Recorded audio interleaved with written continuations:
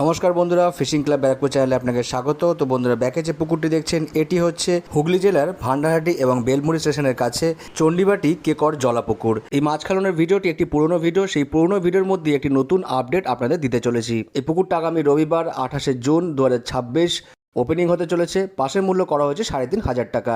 এই পুকুরের নিয়মাবলীগুলো আপনারা একটু দেখে নিন বা শুনে নিন। অগ্রিম 1000 টাকা দিয়ে আপনাদেরকে সিট বুকিং করতে হবে। সিটে বসার আগে পুরো টাকা মিটে তবে কিন্তু আপনারা সিটে বসতে পারবেন। মাছ ধরার সময় সকাল 5টা থেকে বিকেল 5টা পর্যন্ত। সিট বুকিং করে পাশের দিন না আসলে সেই টাকা ফেরত কিংবা অন্য দিনের সাথে অ্যাডজাস্টমেন্ট হবে না।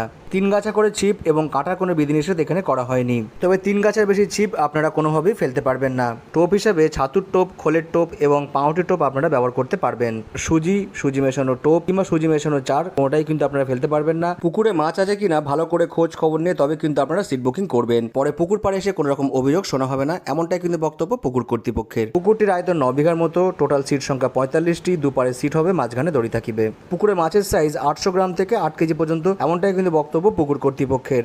ভাষা, তল ভাষা, অ্যান্টানা জাতীয় টোপ, কেমিক্যাল জাতীয় টোপ কোনোটাই কিন্তু আপনারা ফেলতে পারবেন না। পুকুর পাড়ে খাবারের বন্দোবস্ত করা থাকবে, নিজ নিজ খরচে সেই খাবার কিন্তু আপনারা সংগ্রহ করতে পারবেন। কোনো কারণবশত পুকুরে মাছ না খেলে পুকুর কর্তৃপক্ষ কোনোভাবেই দায়ী থাকিবে না এবং এখানে সব ক্ষেত্রেই পুকুর মালিকের সিদ্ধান্তই চূড়ান্ত বলে গণ্য করা হবে। শুধুমাত্র প্রথম দিন কোনো কারণে মাছ না খেলে পুকুরের সিদ্ধান্ত থাকিবে, এমনটাই জানিয়েছেন পুকুর কর্তৃপক্ষ।